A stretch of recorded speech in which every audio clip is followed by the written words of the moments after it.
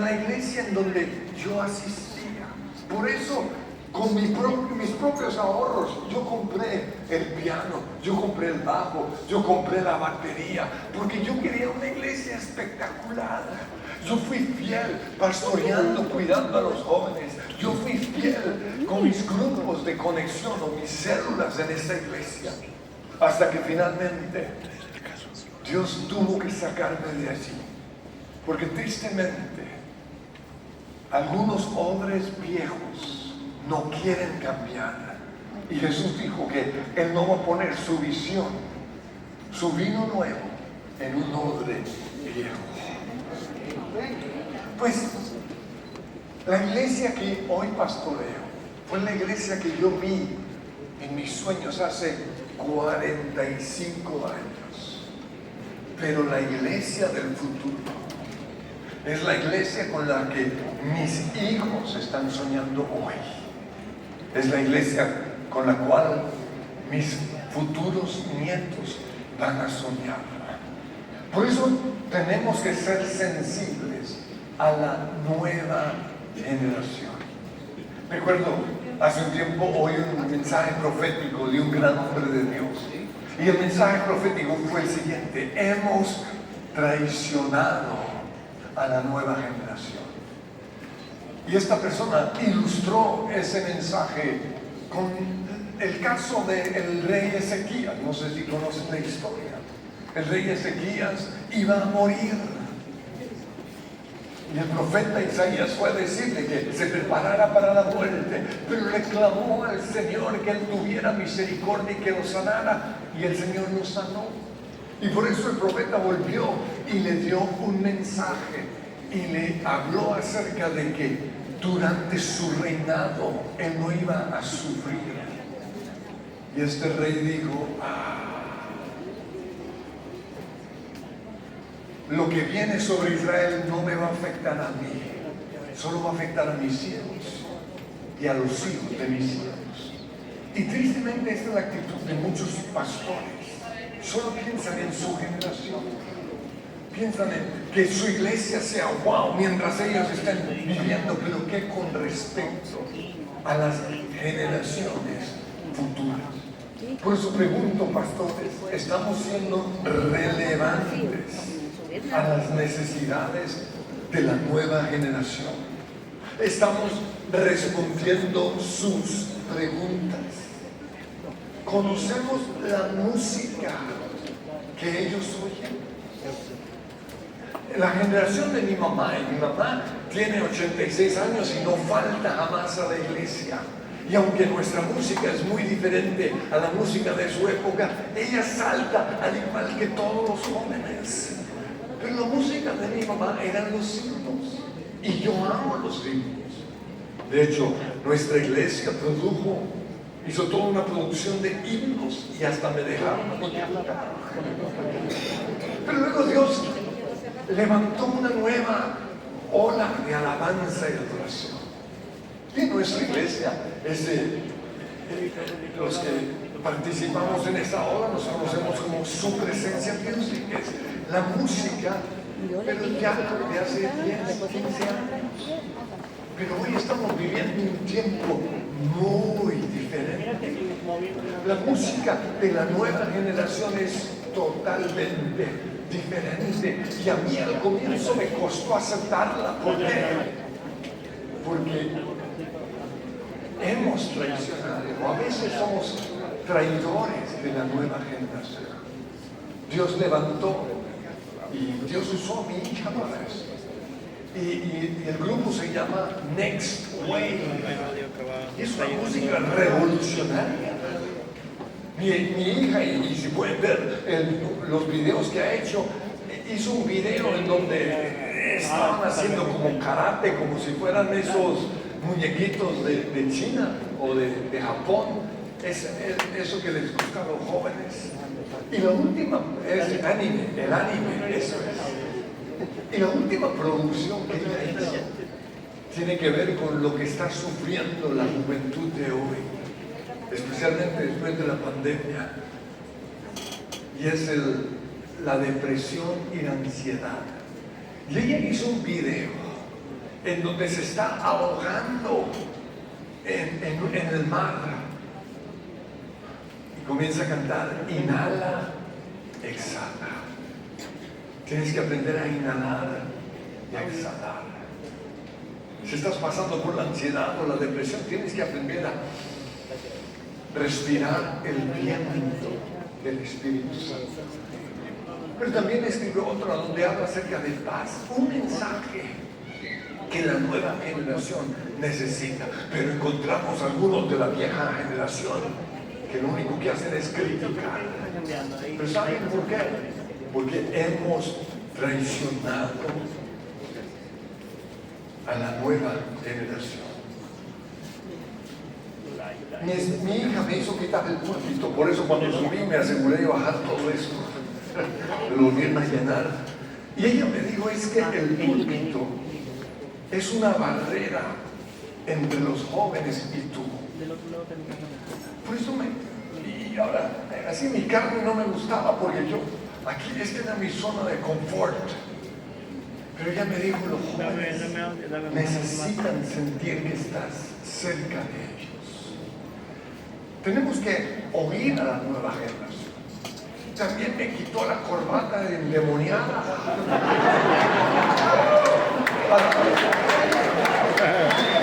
Eso no me lo quitó mi hija, eso yo mismo me lo quité hace 30 años, pero comencé de una forma muy sutil. Usaba jeans y la corbata arriba, y poco a poco la fui quitando. Y estaba feliz con mis zapatos coleján bien cómodos. Y mi hija me dijo, es que pareces un viejo ñoño. Y me puso estos tenis, estos pantalones todos raros. Pero ¿saben por qué? Porque los jóvenes necesitan identificarse con alguien que se parece a ellos.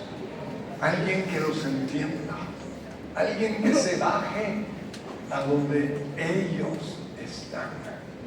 Alguien que les muestre que nuestro Dios no es un Dios aburrido.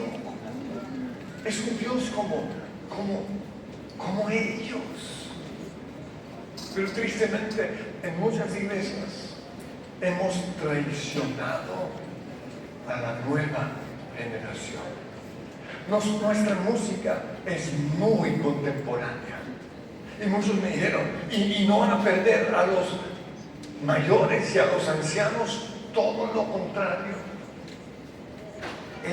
A ellos les encanta ver a los jóvenes ahora, porque ellos ya son salvos. Pero las nuevas generaciones nos estamos perdiendo. ¿Saben por qué? Porque nuestras iglesias no son relevantes. Pues un gran predicador, un gran hombre de Dios, fue invitado a predicar a la iglesia de sus sueños. Es la iglesia o el predicador que él admiraba desde que era niño. Así que para él predicar en ese lugar fue un gran honor. Era un auditorio tan grande como este, que habían 3,000 personas. Y él estaba súper feliz cuando por fin llegó el día en que pudo predicar allí. Su primera sorpresa fue ver que solo había 300 personas. En un auditorio de 3,000, eso se ve como algo chiquitico.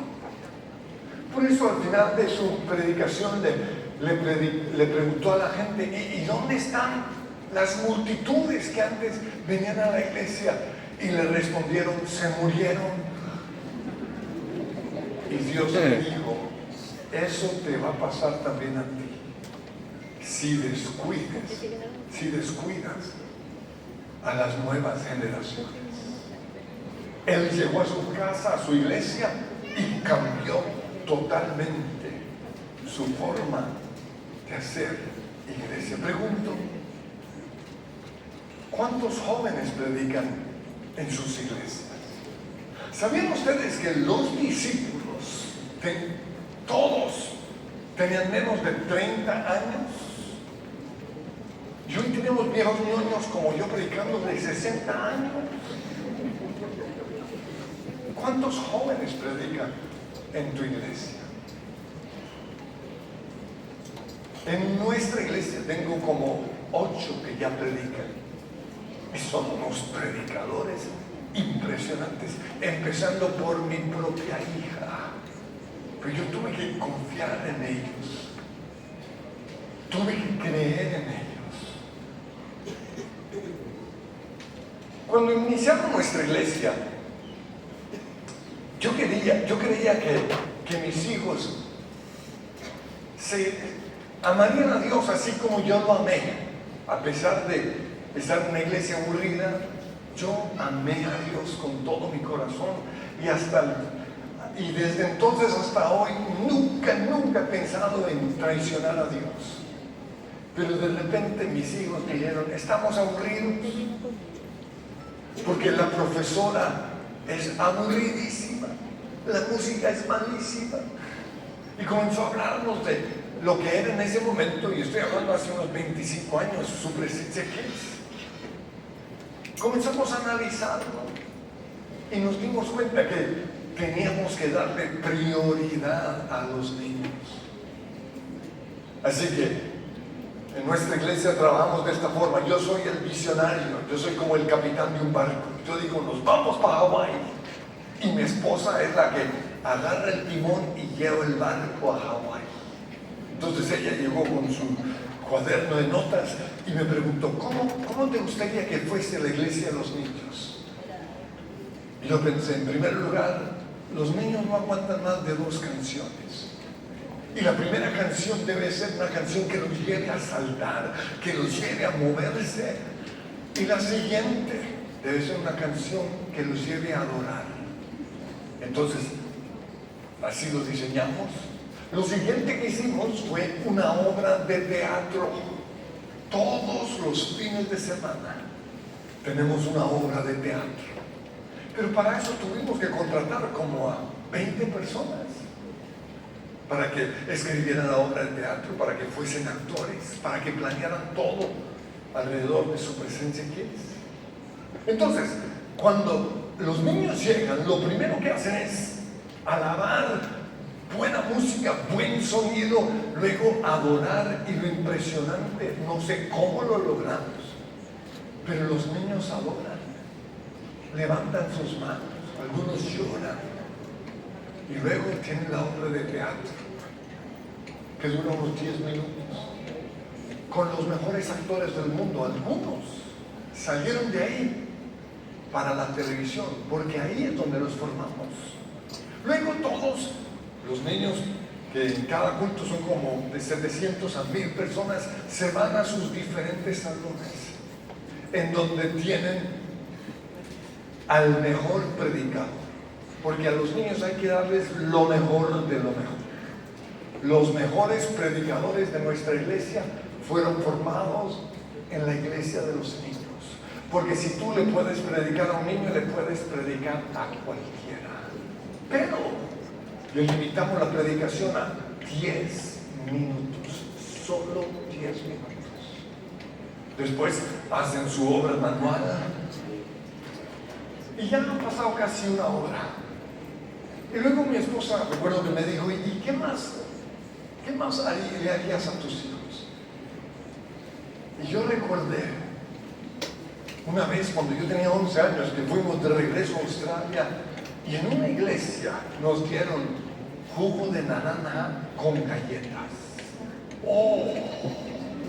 Entonces le dije a mi hija, a mi esposa, yo quiero que les demos jugo de naranja y galletas. Y así fue el primer año, jugo de naranja y galletas, pero se regaba el jugo. Las mamás llegaban a decir, ay, ese jugo está muy feo, ay, tal. Entonces comenzamos a buscar diferentes cosas, ¿qué más les podemos dar? Y se nos ocurrió algo, un helado. Los niños aman el helado. Ahora recuerdo que tuvimos que hablar con el comité, contarles, mire, el plan es darles un helado porque quiero que piensen esto. Un helado cuesta $1. Son 6,000 niños, ¿cuántos dólares? Ahí está mi narcotoyota. Pero yo prefiero que los niños tengan helado y no andar en un narcotoyota como si fuera yo un guerrillero. Porque de los niños es el reino de los cielos.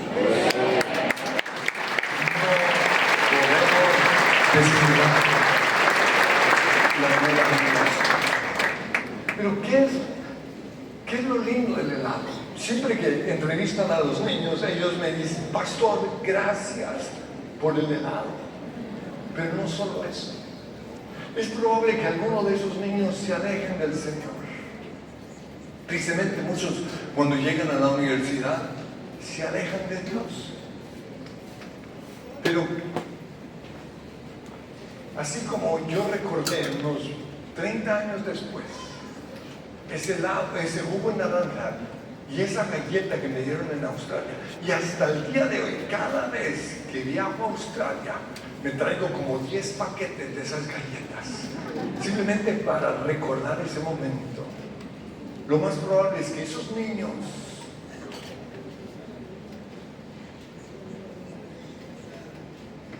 cuando estén pasando por una prueba de ansiedad, de depresión, o quizás su matrimonio se esté acabando, recordarán ese lugar en donde les dieron helado. Y lo más probable es que el Espíritu Santo va a usar eso para volver a traerlos a Dios. Por eso no podemos traicionar a la nueva generación. Pero cuando hablamos de visión, tenemos que incluir la palabra misión. Visión es lo que yo veo, la iglesia que yo veo, la iglesia con la cual yo sueño. Yo soñaba con una iglesia espectacular, yo soñaba con una iglesia grande, yo soñaba con una iglesia que era un impacto en la nación. Todo eso era mi visión, pero de nada más sirve visión sin misión. ¿Qué es misión? Misión es el propósito. O en otras palabras, para aquellos que sueñan con ser famosos, ¿para qué quieres ser famoso? Eso es misión. Para aquellos que sueñan con una iglesia grande, ¿para qué quieres tener una iglesia grande? ¿Para qué quieres tener millones? ¿Para comprar tus carteritas ridículas? Es la misión lo que le da propósito a nuestra vida. Y en la Biblia yo encuentro que hay 5 propósitos de Dios para su iglesia. Esto es supremamente importante porque algunas iglesias solo se dedican a un propósito, pero descuidan las otras 4. Sí, son muy buenas en la predicación de la palabra, pero en la Biblia Dios nos habla de 5 propósitos. ¿Cuáles son? En primer lugar, adoración. El segundo propósito es evangelizar. El tercer propósito es hacer discípulos. El siguiente propósito es ser parte de la iglesia, de la comunidad. Y el otro propósito es servir. Entonces, quiero que veamos estos 5 propósitos rápidamente y quiero mostrarles cómo hemos usado estos propósitos para atraer a las personas a Cristo. En primer lugar, adorar. Isaías 43, 21, Dios dice: este pueblo he creado para mí, mis alabanzas publicará. La razón principal por el cual fuimos creados fue adorar. Si tú no vienes a la iglesia a adorar, no estás cumpliendo el propósito por el cual Dios te diseñó. Es como tener una silla. Si no la usamos para sentarnos, si la usamos para poner una madera encima o lo que sea, se va a dañar. Y hoy hay muchos cristianos totalmente desbaratados porque no han cumplido o no han entendido el propósito principal por el cual Dios los diseñó. Dios dice, este pueblo he creado para mí. Mis alabanzas publicará. ¿Sabían ustedes que cuando nosotros adoramos, la presencia de Dios se manifiesta? Pero no solo eso. En Sofonías dice que Él callará de amor. Dice ahí, el Señor tu Dios está en medio de ti, poderoso. ¡Wow! Luego dice, se gozará. Y la palabra en el hebreo que usa ahí es dará vueltas de tanto gozo. Pero luego dice, callará de amor. Con nuestra adoración conquistamos a Dios a tal punto que Él se calla y simplemente disfruta nuestra adoración. Por eso tú no puedes faltar a la alabanza. Y no solo eso, en nuestra iglesia nadie puede entrar cuando ya arrancó la reunión. La reunión, si es a las 7:30 de la mañana, a las 7:30 en punto está lleno. ¿Por qué? Porque generamos esa disciplina. Y todo porque entendimos este principio, que el invitado de honor es el último en entrar. ¿Sabían eso? El invitado de honor no es su merced. ¿Cómo te atreves a entrar después de Jesús? ¡Qué descarado! ¡Qué irreverente! ¿Sabías tú que por irreverentes ante la presencia de Dios, algunos en el Antiguo Testamento murieron? Pero hoy hay demasiada irreverencia ante la presencia de Dios. Y todo porque no han entendido que el propósito principal por el cual fuimos creados fue para adorar. Apocalipsis. Comienzan a adorar y para tu gloria, dice, fuimos creados. Esa palabra gloria, en algunas traducciones le pusieron propósito, en otras traducciones le pusieron placer. En inglés dice, and for thy pleasure they are created, o we are created. En el original, la palabra que se usa ahí es telema. Y telema significa propósito, voluntad, gloria, pero también placer. ¿Sabían ustedes que Dios siente placer? ¡Wow! Y yo, este ser tan insignificante, le puede producir placer a Dios. Por eso, cuando Dios miró a Job, mandó a llamar al mismo diablo y le dijo, ¿no has considerado a mi siervo Job? Que no hay nadie como él en la tierra. Job le produjo placer a Dios. Pero hay otros que en vez de producirle placer, le producen asco, le producen dolor. Génesis capítulo 6 dice que cuando al Dios contemplar la creación del mundo o el designio del ser humano de continuo hacia el mal, se arrepintió de haber hecho al hombre y le dolió en su corazón, porque Dios tiene emociones. Por eso todos los domingos, cuando las iglesias alrededor del mundo nos reunimos a alabar y adorar a Dios, Él se levanta y va a culto emocionado. ¿Por qué? Porque quiere recibir nuestra adoración. Pero hay unas iglesias a donde a Él le toca ir. ¿Y por qué le toca ir? Porque Él puso un versículo donde dice, donde hay 2 o 3 reunidos en mi nombre, allí estaré. Entonces Él está ahí como, esa canción ya me la sé, pero hay otros lugares a donde Dios quiere ir. ¿Por qué? Porque son iglesias que han entendido que el propósito principal por el cual fuimos creados fue para su gloria. Por eso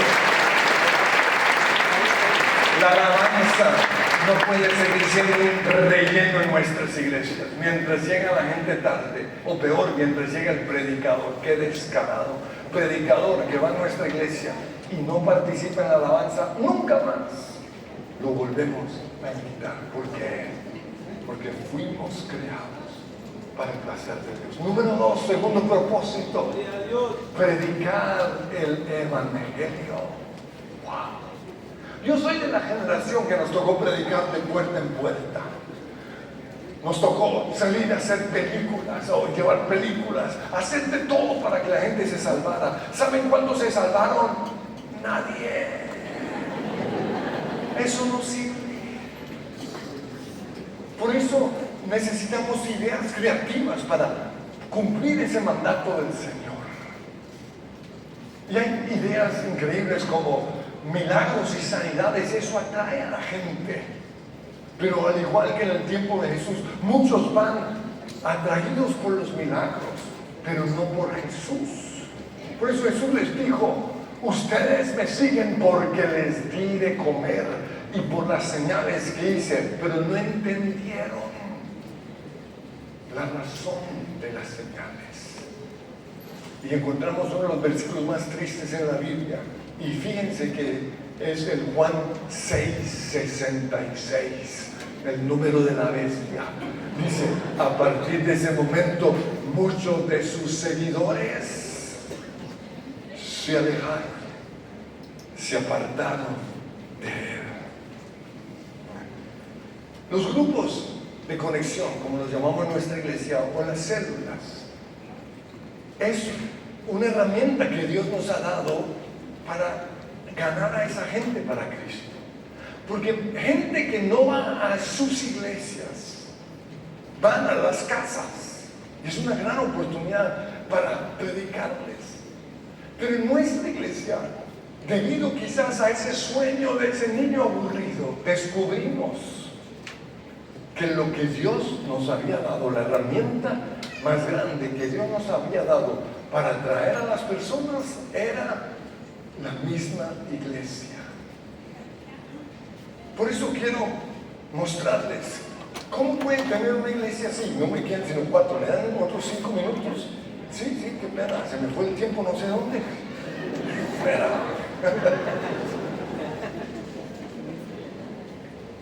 Cuando lo primero obviamente es el Espíritu Santo. El único que va a traer a la gente a Cristo es el Espíritu Santo. Sin embargo, la Biblia dice, cuando Jesús le dijo a los discípulos: recibirán poder, estas señales respaldarán su ministerio.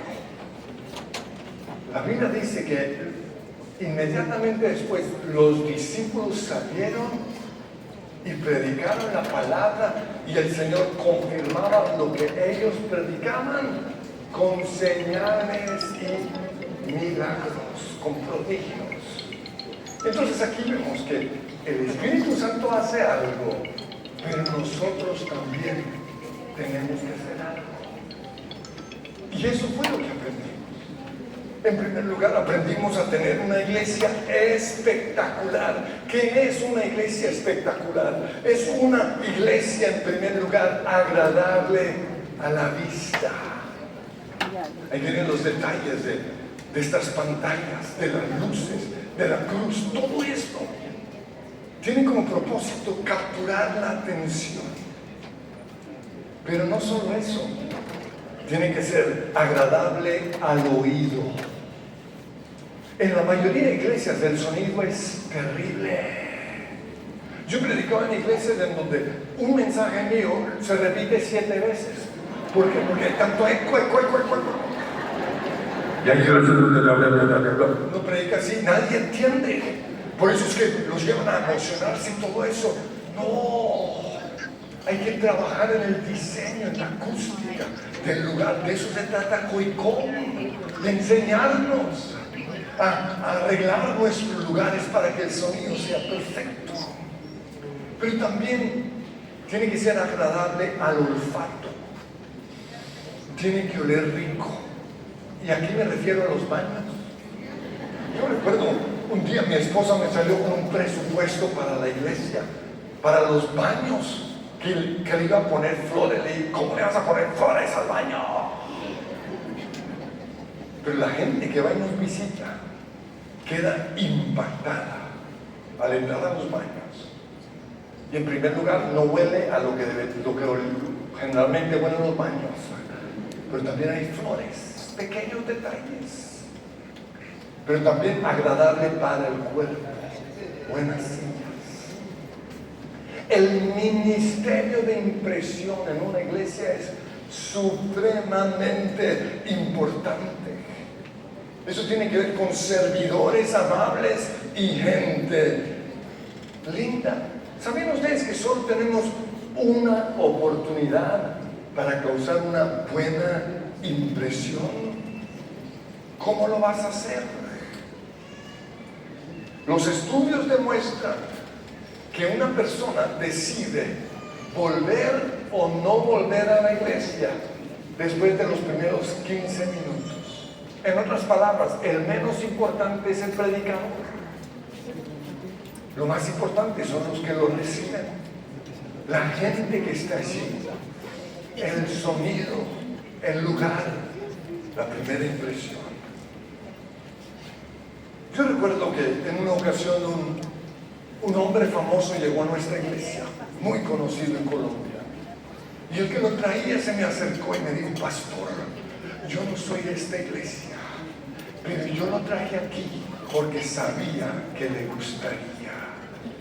Qué triste que algunos digan eso de sus iglesias, porque hoy muchos creen que solo es el Espíritu Santo, y sí, el Espíritu Santo hace mucho, pero los discípulos salieron y predicaron la palabra, y el Señor confirmaba lo que ellos predicaban con las señales y los milagros. Nuestras iglesias tienen que atraer a los perdidos, no espantarlos. Pero hay unas iglesias que lo espantan a uno.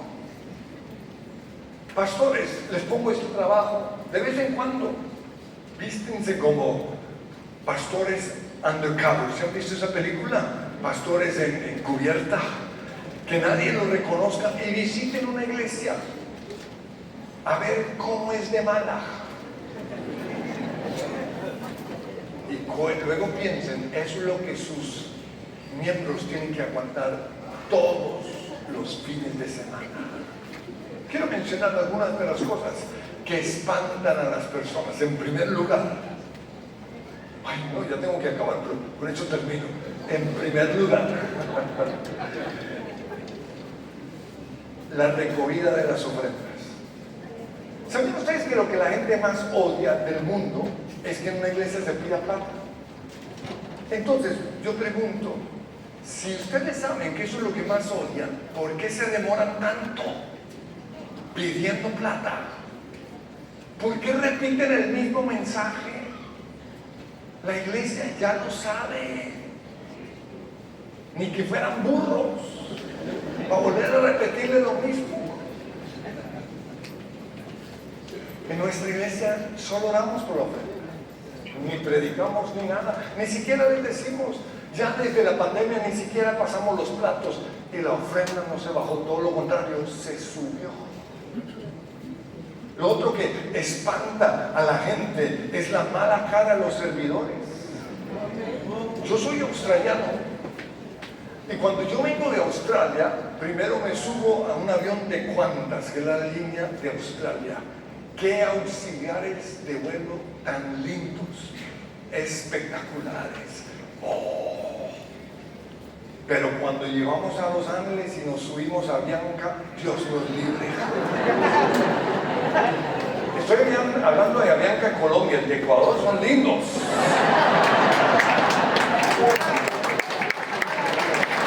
Pero los de Avianca en Colombia, no.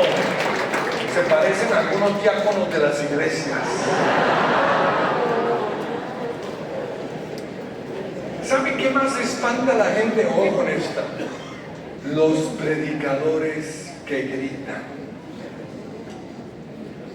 ¿Se han dado cuenta que están tan acostumbrados a gritar que Me ha tocado alejar el micrófono. ¿Por qué? Porque están acostumbrados al volumen. Yo pregunto, ¿por qué si su merced habla normal con su esposa? ¿Por qué cuando sube a predicar, cuántos alaban a Dios de la gloria, al santo? ¿Cómo dice? ¿Qué pasó? Y cuando predican, peor todavía. La gente necesita sentirse rico.